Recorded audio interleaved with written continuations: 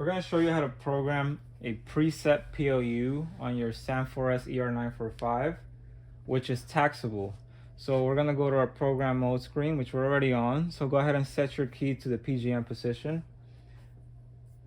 Now the flowchart is as follows: 100 subtotal. Hit the PLU key that you want to designate as a preset taxable button. We're going to do PLU 3, the third down from the top. Once we've hit that, we've already prepared the following sequence, which will let the register know that this particular PLU key is going to be preset and taxable. So that sequence is as follows: it's 6 with 8 zeros following. You're going to hit X time after and cache to finish that programming sequence. So once we've already set up the PLU as a preset tax, we're going to go ahead into a following flowchart, which is to establish the price for that preset PLU.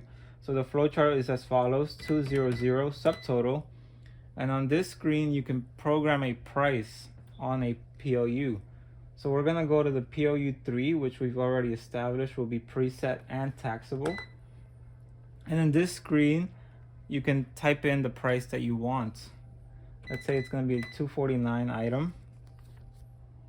You're going to hit X time once you're done and cache.